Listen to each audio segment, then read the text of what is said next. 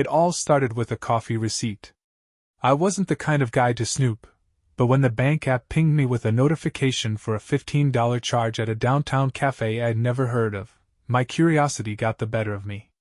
Melissa hated coffee, couldn't stand the smell of it, let alone the taste. So, what was she doing at a place called Brew Haven at 3 p.m. on a Wednesday? At first, I brushed it off. Maybe it was for a coworker or a last-minute errand. But then came the dinners, the hotel charges, and the Uber rides, all logged neatly in our shared account. Each one chipped away at the foundation of trust I'd built over 10 years of marriage. Every transaction was like a puzzle piece falling into place, painting a picture I didn't want to see. I started keeping a spreadsheet.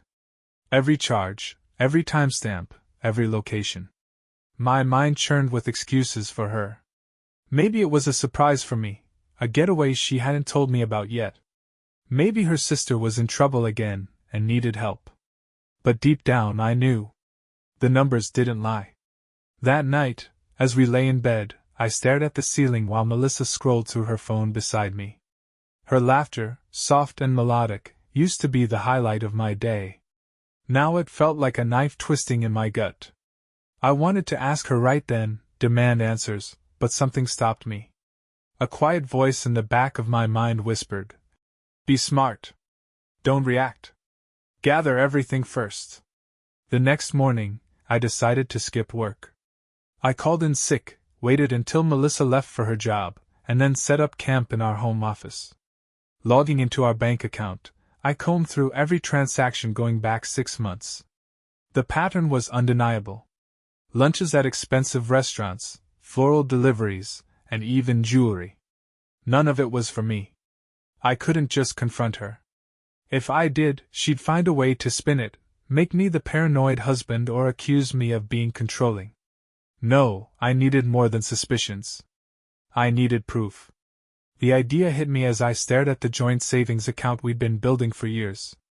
Vacations, a future home renovation, maybe even an early retirement.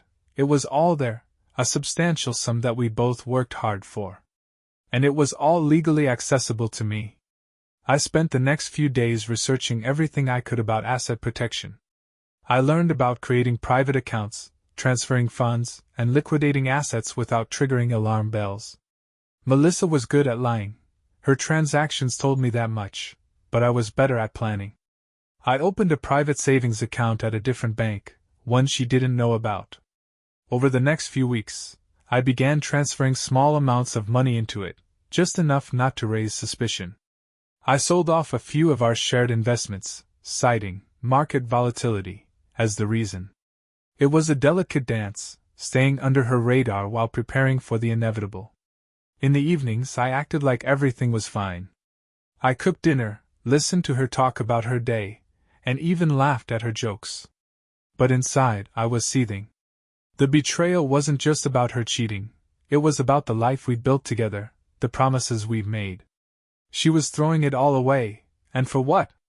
A fling? A momentary escape? I started tracking her movements. At first, it felt wrong, invasive, but I justified it by reminding myself that she was the one breaking our vows. Using a cheap GPS tracker I'd picked up online, I placed it in her car. It synced with my phone, showing me every stop she made during the day. The results came quickly. There it was, a motel on the outskirts of town, visited twice a week like clockwork. Her lunch breaks, she said. Business meetings. Lies. I didn't go to the motel. Not yet. That would come later, when I had everything in place. For now, I focused on building my case, on preparing for the day she'd have no choice but to face me and the consequences of her actions. The hardest part was keeping up appearances. Every morning, I kissed her goodbye, pretending not to notice the faint trace of cologne that wasn't mine. Every evening, I sat across from her at dinner, nodding along as she recounted the stressful days she'd had. My fury simmered beneath the surface, but I held it back, channeling it into my plan. By the end of the month, I had moved half of our savings into my private account. I'd sold the second car and pocketed the proceeds. Our house, thankfully, was in my name, a stroke of luck I hadn't appreciated until now. I was systematically dismantling the life we built together, brick by brick, all while she had no idea. Melissa was too busy with her secret life to notice. And that was fine by me. Because when the moment came, I wanted her to feel the full weight of her betrayal. I wanted her to know exactly what she'd lost. And I was just getting started. With the groundwork laid, I became more methodical. The transfers from our savings account continued in small, unassuming increments. I funneled the funds into a high-interest account I'd set up, then diversified into investments she wouldn't trace, mutual funds, a retirement account in my name, and even a cryptocurrency wallet. Every move was deliberate, every dollar carefully accounted for. My nights were restless. I'd lie in bed next to Melissa, my mind running through every scenario. What if she found out? What if she confronted me? But every time I pictured her with another man, my resolve solidified. This wasn't just about protecting myself, it was about taking back control. The GPS tracker on her car gave me plenty to work with. Her visits to the motel were regular but brief, no longer than an hour each time.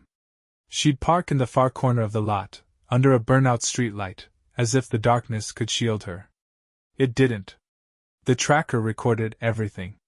One Friday, I decided to follow her. I stayed a few cars back, keeping my distance as she made her way through town. Sure enough, she turned into the motel parking lot. My heart pounded as I pulled into a gas station across the street. Through binoculars, I watched her step out of the car, smoothing her skirt before disappearing into room 214. My chest tightened, but I refused to let the anger take over. Not yet. I didn't wait long. About 40 minutes later, the door opened, and a man stepped out. He was younger than me by at least 10 years, with slicked back hair and a cocky swagger that made me sick. He kissed her on the cheek, and they exchanged a laugh before he got into his car and drove off. Melissa lingered for a moment, glancing around before heading back to her car. I jotted down his license plate number, then followed her home. Watching her walk into our house, the same house we'd picked out together, filled me with a quiet rage. She looked so normal, so content. But I wasn't the same man she thought she was fooling. That weekend, I hired a private investigator. I'd done enough digging on my own to confirm my suspicions, but I wanted someone with experience to solidify my case. The PI, a wiry man named Greg, assured me he'd get the evidence I needed. "Give me a week," he said, sliding his business card across the table. "We'll nail this guy." I nodded, unable to bring myself to say much more. The thought of another man touching her, laughing with her, made my stomach churn. But I had to stay focused. This wasn't just about catching her in the act. It was about ensuring she couldn't walk away from this unscathed. While Greg worked, I started taking inventory of everything we owned. Furniture, electronics, jewelry, anything of value that I could liquidate. I even listed our second property, a rental house, on the market. Melissa barely noticed. She was too preoccupied with her new life to care about the details of our old one. The more I prepared, the calmer I became. My anger hadn't vanished, but it had transformed into something colder, more calculated. I wasn't just a victim of her betrayal anymore. I was an architect, designing the perfect fallout. A week later, Greg called me with his findings. We met in a dimly lit diner on the outskirts of town, where he slid a manila folder across the table. Inside were photos of Melissa and her lover, timestamps, and detailed reports of their meetings. "His name's Eric Coleman," Greg said, tapping a photo of the man I'd seen at the motel. 32, works as a regional manager at Bright Horizons Marketing. Divorced, no kids? I stared at the photo, committing his face to memory. "What about his background? Anything I can use?" Greg smirked. "Plenty.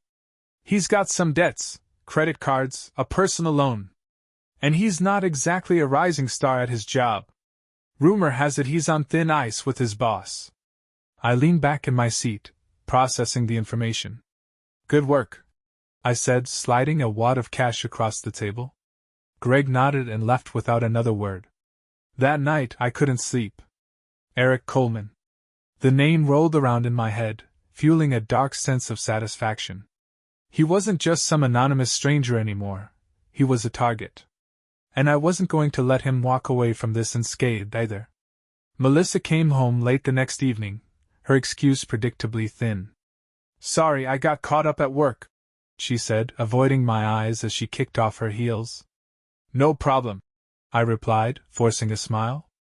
"I know you've been busy." She looked at me, a flicker of suspicion crossing her face. But it was gone as quickly as it appeared. She had no idea that I knew everything. And she had no idea what was coming. By the end of the month, I'd sold off most of our joint possessions and funneled the proceeds into my private accounts. The rental property had a buyer, and the paperwork was nearly finalized. I even started reaching out to contacts at Bright Horizons, posing as a potential client to learn more about Eric's role at the company. Piece by piece, I was dismantling Melissa's world. And when the time came, I'd make sure she felt the full weight of her decisions. But there was still work to do. And I wasn't done yet. The clock was ticking. Every day, I edged closer to dismantling the carefully constructed life Melissa thought was secure. By now, nearly all our liquid assets were gone, moved, hidden, or converted into holdings she couldn't touch. The rental property sale went through without a hitch, and the proceeds were safely stashed in my new account. Melissa didn't even notice when the house disappeared from our shared portfolio. But I wasn't just focused on financial retaliation. I wanted to dismantle her new life before it even had a chance to take root. That meant turning my attention to Eric Coleman. Over the weeks, I learned everything I could about him. His job, his routine, his weaknesses. Greg's report was a goldmine of information. It turned out Eric wasn't exactly a model employee. His boss, a hard-nosed executive named Dana, had already reprimanded him twice for missing deadlines and poor performance. I couldn't have asked for a better opportunity. Using a fake email account, I contacted Dana, pretending to be a dissatisfied client who'd had a terrible experience with Eric. I outlined fabricated details about unreturned calls, botched proposals, and unprofessional behavior. A quick response came back. "Thank you for bringing this to our attention. We'll investigate immediately." It wasn't much, but it was a start. All I needed was to plant the seed of doubt. If Eric lost his job, it would send his fragile world into a tailspin, and Melissa would have to witness the consequences of the man she'd chosen over me. At home, I played the role of the oblivious husband perfectly. I cooked her favorite meals, asked about her day, and even offered to book a weekend getaway to reconnect. Melissa's guilt, if she had any, was buried under layers of deceit. She smiled at me, kissed my cheek, and acted like everything was normal. It was infuriating, but I let her think she was winning. On a Tuesday afternoon, Greg called with an update. "Eric's been making some sketchy moves at work," he said. "Dana's not happy. Word is, he might not last a month." "Good," I said, my voice cold. "Keep digging. I want everything." Greg chuckled. "You've got it." That night, I stood in the kitchen, staring at the joint credit card statement.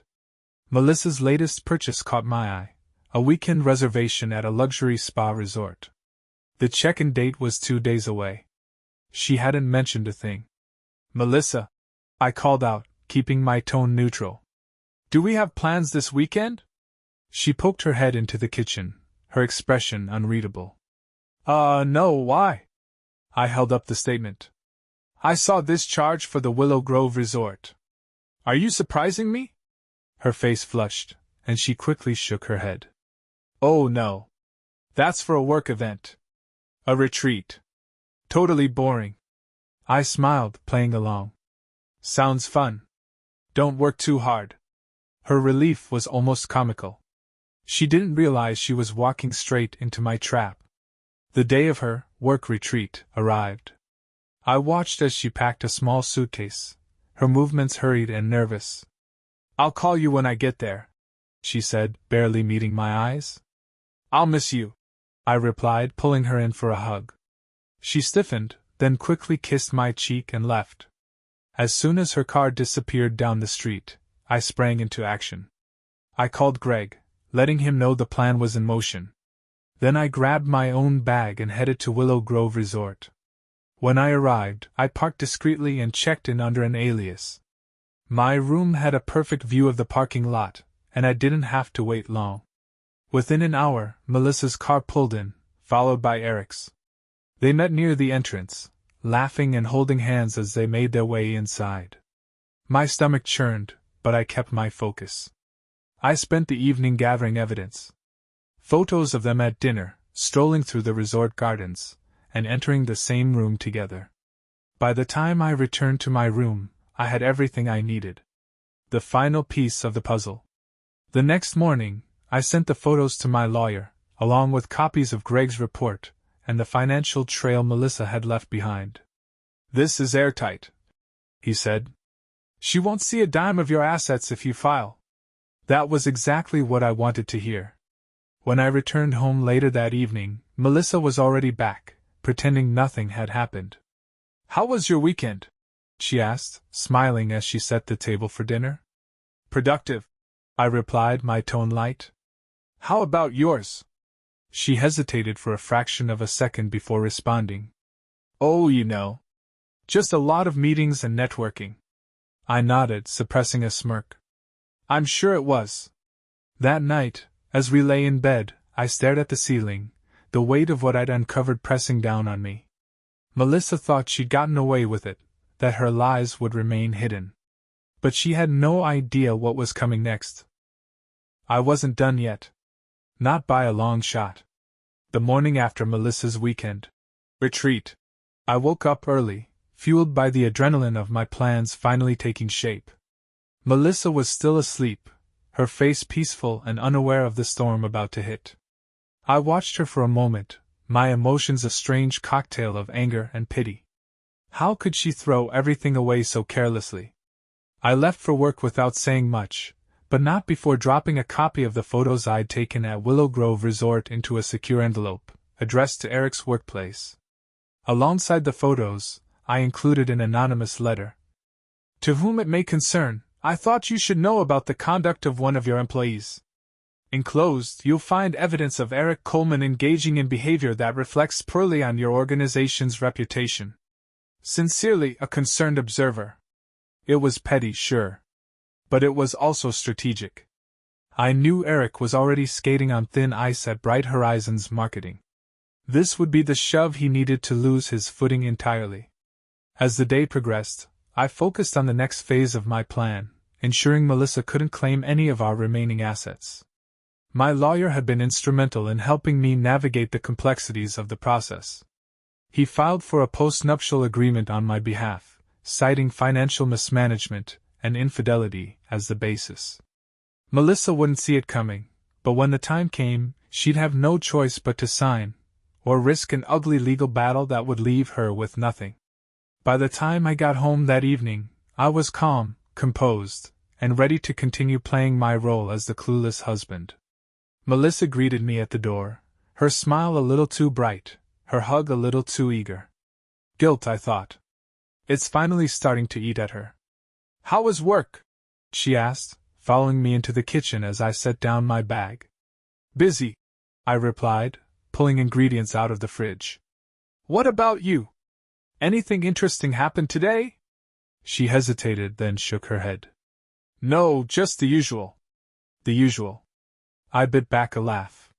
Her lies were becoming as predictable as her schedule. Over dinner, I steered the conversation toward our finances, testing the waters to see if she noticed any of the changes I'd made. "I've been thinking about our savings," I said casually. "Maybe we should look into some new investment opportunities." Melissa barely looked up from her plate. "Sure, whatever you think is best." Her indifference was almost insulting.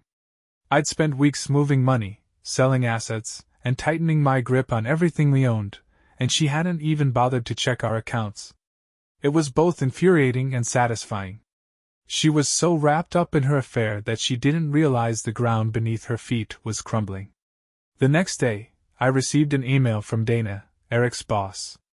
She thanked me for bringing the situation to her attention, and assured me that the matter was being handled internally. Later that afternoon, Greg called with another update. "Your guy got called into a meeting this morning," he said, his tone smug. "Word is, they're putting him on probation. One more slip-up and he's out." I leaned back in my chair, a grin spreading across my face. "Good. Let's keep the pressure on." Greg laughed. "You're ruthless, man. I like it."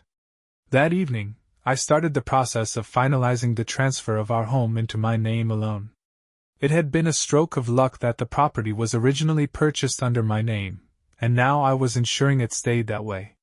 Melissa would have no legal claim to it once the paperwork was complete. As the days passed, I began noticing small changes in Melissa's behavior. She was more attentive, more affectionate. She'd linger in the kitchen while I cooked, offer to help with chores she usually avoided, and even suggested we go out for dinner, a rare occurrence these days. At first I thought it was guilt. But then I realized it was fear. She knew something was off, even if she couldn't quite put her finger on it. The cracks in her carefully constructed facade were starting to show. One evening, as we sat on the couch watching a movie, she turned to me abruptly. "Is everything okay?" she asked, her voice tentative. I looked at her, feigning confusion. "What do you mean?" "I don't know," she said, biting her lip. "You just seem different lately." I forced a laugh. "Different how?" She hesitated, then shook her head. "Never mind. It's probably nothing." But it wasn't nothing. She could feel it, even if she didn't understand it yet. The distance between us, the unspoken tension, it was all building towards something she couldn't see coming. Over the next week, I finalized the sale of the last of our shared investments. The funds were transferred to my private account, bringing the total to a number that would leave Melissa reeling if she ever found out. The house was officially mine, and the post-nuptial agreement was ready for her signature. All that was left now was the final confrontation. The moment when everything I'd been working toward would come to light. Melissa thought she had me fooled, but in reality, I'd been 2 steps ahead of her from the start. And when the time came, she wouldn't just lose me, she'd lose everything. By now, the stage was set. Every piece of the puzzle had fallen into place, and all I needed was the right moment to pull the curtain back on Melissa's betrayal. As I sat at the breakfast table, sipping my coffee, I noticed her moving about the kitchen with forced cheerfulness. She was trying too hard, her nervous energy practically radiating off her. "Anything fun planned for the weekend?" I asked casually, knowing she'd been meeting Eric on Saturdays. Melissa hesitated, her hand tightening on the coffee pot handle. "Oh, just some errands," she said, avoiding my gaze. "Errands?" I raised an eyebrow, feigning interest. "Want some company?" Her eyes widened briefly before she masked it with a laugh. "No need. It's just boring stuff, grocery shopping, maybe a trip to the salon." Lies. Again. But I simply nodded, letting her think she'd gotten away with it. Later that morning, I received a call from Greg. "Got something you'll want to see," he said. "Eric's on the ropes. Dana's been keeping a close eye on him, and it sounds like she's ready to cut him loose. If you want to push him over the edge, now's the time." "Perfect," I said, a smile creeping onto my face. "Let's finish this." I spent the afternoon preparing. While Melissa was out, presumably with Eric, I reviewed the stack of evidence I'd gathered, photos, receipts, Greg's reports. Everything was organized, labeled, and ready to be presented. My lawyer assured me that Melissa wouldn't have a leg to stand on once the truth came out. By the time she returned home that evening, I was ready. She walked through the door, humming softly, and set her bag on the counter. "Hey, you're home early," she said, flashing me a smile that didn't quite reach her eyes. "Yeah," I replied, my tone neutral. "Thought I'd take the evening off. Can we talk for a minute?" Her smile faltered, and she glanced at me warily. Sure. What's up?" I motioned for her to sit at the dining table, then placed the folder of evidence in front of her. She stared at it, her confusion quickly giving way to panic. "What is this?" she asked, her voice trembling. Go ahead, I said, leaning back in my chair. Open it. She hesitated, her hands hovering over the folder before finally flipping it open. Her eyes scanned the photos, the receipts, the detailed accounts of her actions. The color drained from her face as realization dawned. Where did you get this? She whispered, her voice barely audible. That doesn't matter, I said coldly. What matters is that I know everything. The lies, the cheating, the money you've wasted on him, it's all here. She looked up at me, tears brimming in her eyes. It's not what it looks like, she said, her voice breaking. Don't insult me, I snapped, my calm facade cracking for the first time. I've spent months watching you lie to my face, pretending everything was fine while you threw away everything we built together. Do you have any idea what you've done? Tears spilled down her cheeks as she stammered. I didn't mean for it to happen. It just happened. I laughed bitterly. It just happened? That's your excuse? You've been sneaking around for months, using our money to fund your little affair, and you expect me to believe it just happened? She buried her face in her hands, sobbing quietly. For a moment, I felt a pang of pity for her, but it quickly faded. This wasn't the time for sympathy. I want a divorce, I said firmly, cutting through her cries. Her head snapped up, her tear-streaked face filled with shock. What? No! Please, we can work this out. I'll end it, I swear. It's too late for that, I said, standing up. You made your choice, and now you'll have to live with it. As I walked away, leaving her sobbing at the table, I felt a strange sense of relief. The confrontation was over, but the fallout was just beginning. Melissa had no idea what was coming next. She thought she could beg, plead, and manipulate her way out of this mess, but I was done playing her game. By the end of the week, she'd see just how much her betrayal had cost her. And there would be no going back. The next few days passed in a haze of tense silence. Melissa tried to act as if nothing had happened, as if my declaration of divorce was a bad dream she could shake off. She tiptoed around the house, making small gestures of affection, cooking my favorite meals, folding my laundry, even suggesting we go out for dinner. But I wasn't interested in playing along. The legal wheels were already in motion. My lawyer had filed the paperwork, citing irreconcilable differences and including the post-nuptial agreement I'd prepared. Melissa hadn't seen it yet, but she would soon enough. I spent most of my time at the office or out of the house, avoiding her as much as possible. When I did see her, her eyes were swollen from crying, and her once confident demeanor had been replaced by a quiet, desperate energy. I couldn't bring myself to care. Midweek, I got a call from Greg. You're going to love this, he said, his voice practically dripping with satisfaction. What's the news? I asked, leaning back in my office chair. Eric got fired this morning. Dana finally pulled the trigger. Word is, she called him in, laid out every complaint she'd been documenting, and handed him his termination letter. He didn't see it coming. I allowed myself a small smile. Perfect. Let's see how he handles life without a steady paycheck. Oh, and one more thing, Greg added. I did some digging on that spa retreat Melissa booked last weekend. Turns out she paid for it with a credit card she opened in both your names. The bill's sitting at a few $1,000s. I clenched my jaw, my grip tightening on the phone. Add it to the pile, I said. When I got home that evening, Melissa was sitting on the couch, her knees pulled up to her chest. She looked up at me with red-rimmed eyes. Can we talk? I sighed, setting my bag down by the door. What is it? I'm sorry, she said, her voice barely above a whisper. I know I've hurt you, and I know I've ruined everything. But I love you, and I want to fix this. Her words hung in the air, heavy with desperation. For a moment, I almost believed her. But then I remembered the months of lies, the motel visits, the dinners and gifts paid for with our hard-earned money. I don't think you understand, I said, my tone cold. There's nothing left to fix. You didn't just cheat on me, Melissa. You betrayed everything we built together. You've destroyed the trust, the partnership, everything. She broke down into sobs, her shoulders shaking as she buried her face in her hands. I watched her for a moment unmoved. "You'll be hearing from my lawyer soon," I added, walking past her toward the stairs. The next morning, I left early to finalize the transfer of the remaining assets into my name. The house, the investments, even the furniture, it was all under my control now. Melissa would be left with nothing, just as I'd planned. By noon, the postnuptial agreement had been served. I received a call from my lawyer shortly after.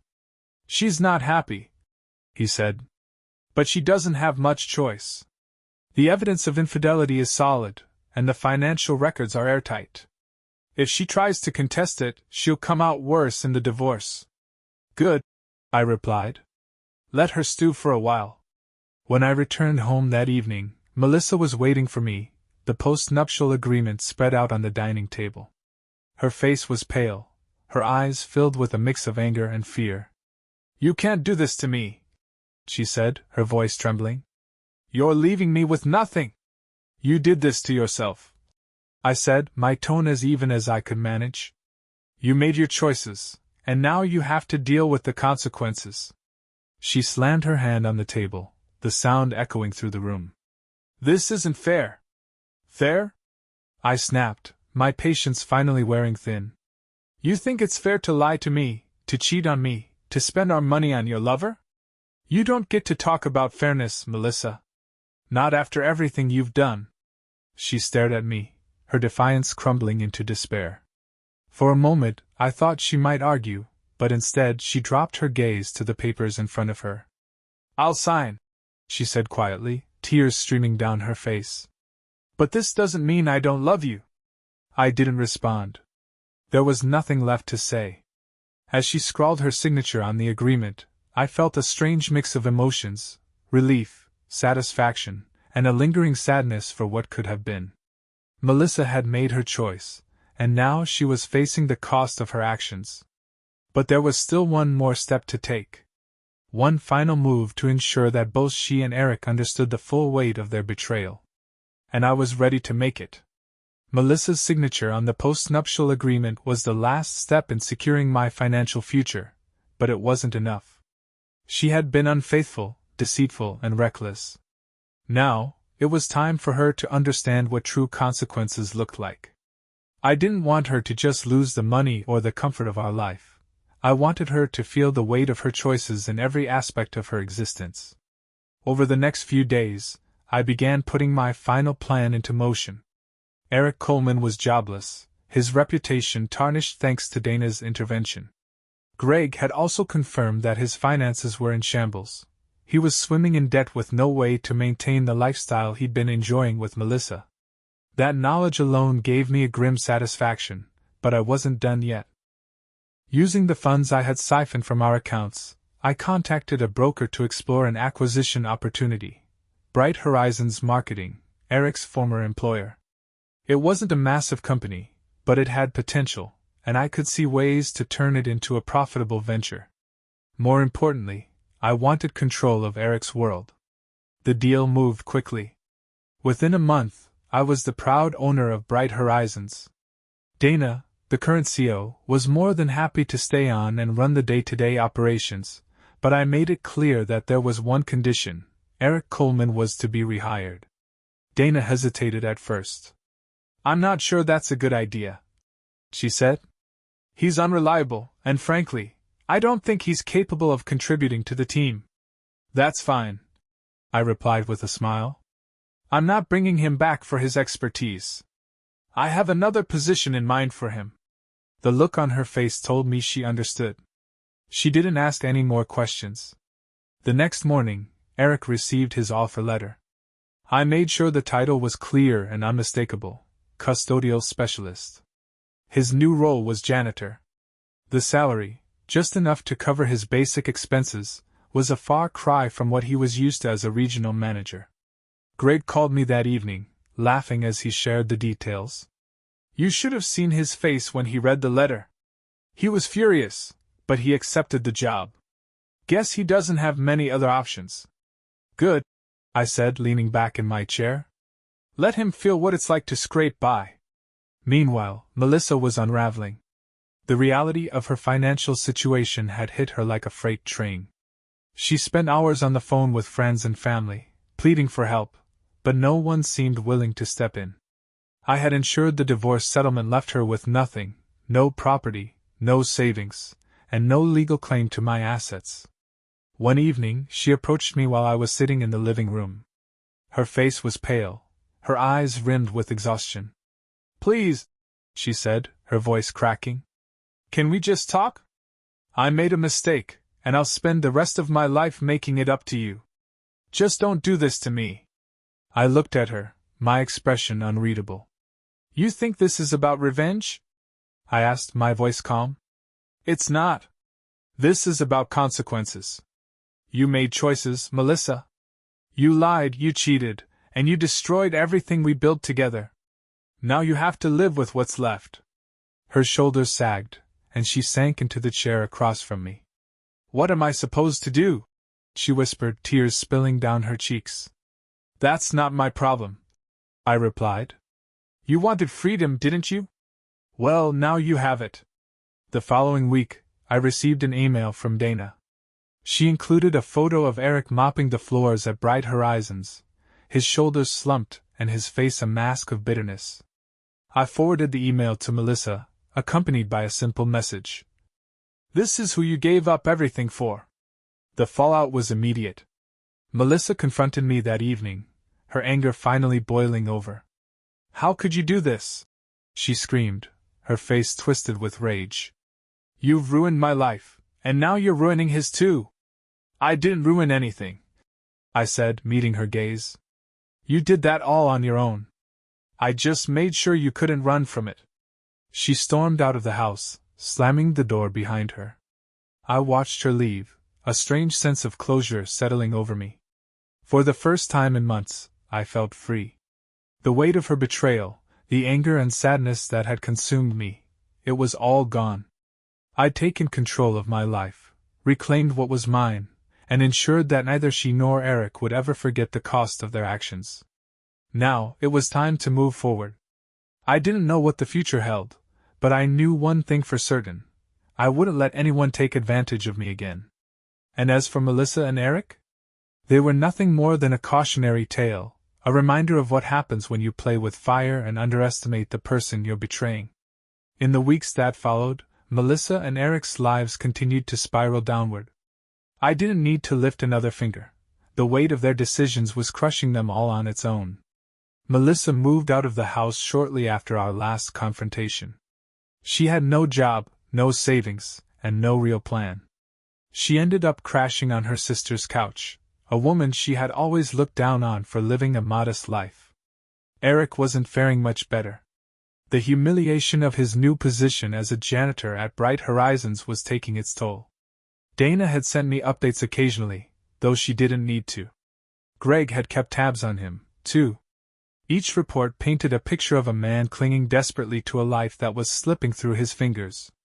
One afternoon, Greg called with an update that nearly made me laugh out loud. "You're not going to believe this," he said. "Eric showed up at Melissa's sister's place last night. They got into a screaming match on the front lawn. Apparently, he's been blaming her for everything, losing his job, his reputation, and now being stuck in a dead-end role. Neighbors called the cops, but they both left before anyone showed up." "Perfect," I said, leaning back in my chair. "They're tearing each other apart." "Looks like it," Greg replied, his tone amused. "What's next for you? You've got them right where you want them." I thought about it for a moment. Revenge had consumed me for months, but now that the dust was settling, I felt something unexpected: clarity. I'd won. Melissa and Eric were shadows of the people they once were, and there was nothing left for me to prove. "I'm done," I said finally. "No more interference. They can deal with the mess they've made on their own." Greg chuckled. "Wise choice. You've done enough damage. Take a breather and enjoy the victory." I hung up, staring out the window of my office. For the first time in what felt like ages, I felt calm. The anger that had fueled me for so long had burned out, leaving a quiet sense of satisfaction in its place. When I got home that evening, the house felt emptier than usual. Melissa's absence was noticeable, but not painful. It was a reminder of how far I'd come, and how much I'd reclaimed for myself. I poured a glass of whiskey and sat in the living room, reflecting on everything that had happened. Melissa called the next day. Her voice was shaky, a mix of desperation and anger. "You've ruined my life," she said without preamble. "No, Melissa," I replied calmly. "You ruined your life. I just stopped letting you take me down with you." She was silent for a moment, then asked, "What am I supposed to do now?" "That's for you to figure out," I said. "You wanted to build a new life with Eric. How's that working out for you?" Her sharp intake of breath told me I'd struck a nerve. He's not who I thought he was," she admitted reluctantly. "Neither were you," I said, ending the call before she could respond. Days turned into weeks, and I began to rebuild my life. I'd always enjoyed my work, but now I threw myself into it with renewed focus. The acquisition of Bright Horizons was proving to be a smart move. Under Dana's leadership, the company was already turning a profit, and Eric's humiliation as the janitor was just a bonus. One afternoon, as I walked through the office on an impromptu visit, I spotted him mopping the floors in the break room. His shoulders were slumped, his once arrogant demeanor replaced by a defeated air. He didn't see me, but I watched him for a moment, a mixture of pity and satisfaction washing over me. "Let me know if you need anything," I said casually, startling him. He looked up, his face paling as he recognized me. "No, sir," he muttered, quickly looking away. I didn't linger. I'd made my point. That evening, I sat on the back porch, watching the sun dip below the horizon. For the first time in months, I felt a sense of peace.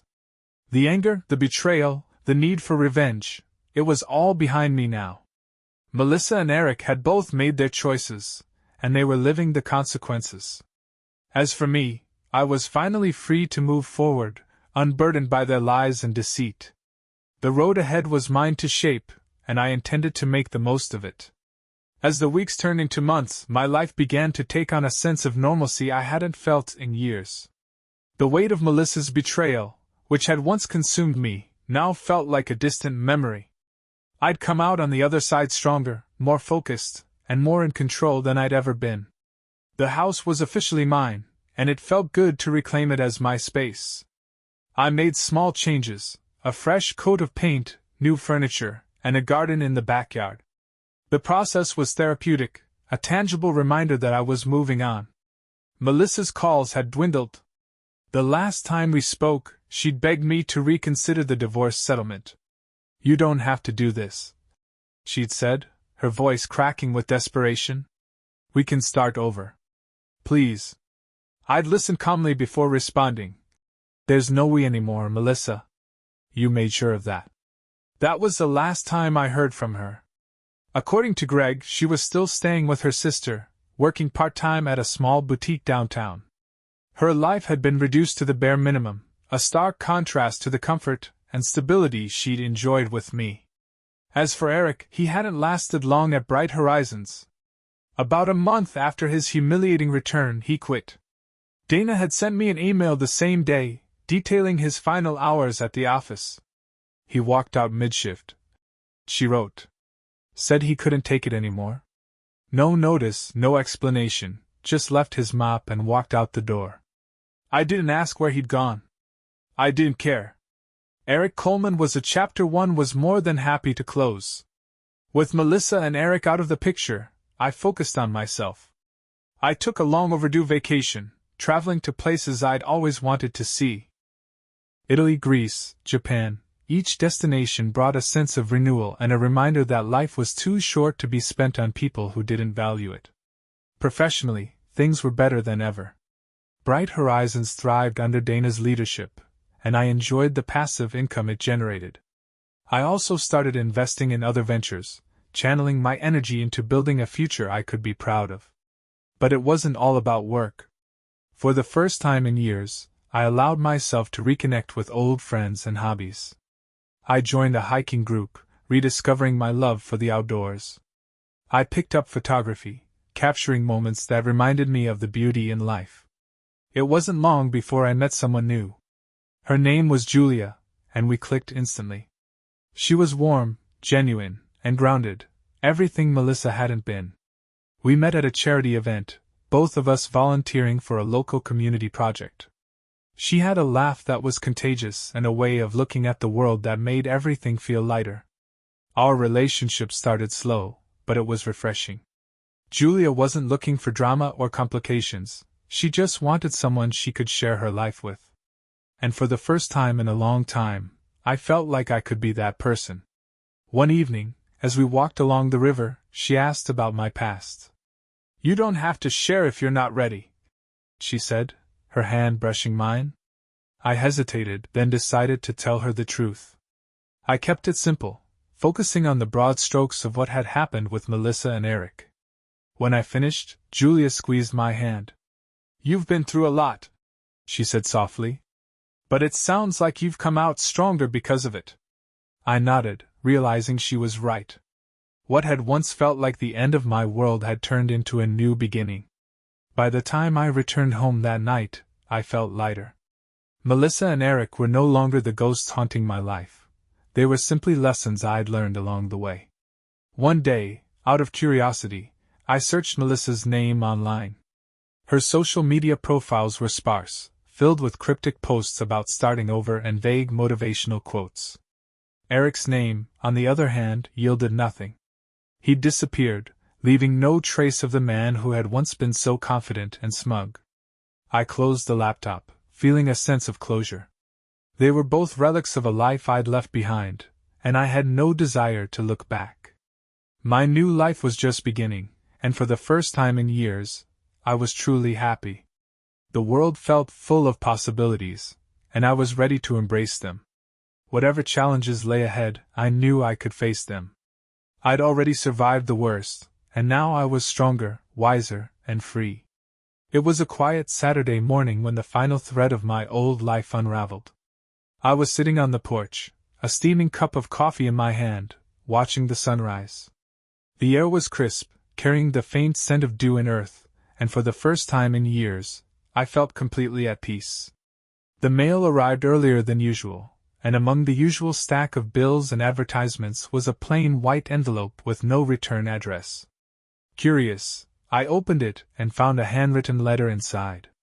The neat, deliberate handwriting was unmistakable. It was Melissa's.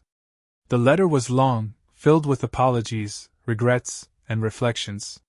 She wrote about how she had hit rock bottom, how her choices had led her to lose everything, and how she now understood the magnitude of what she'd thrown away.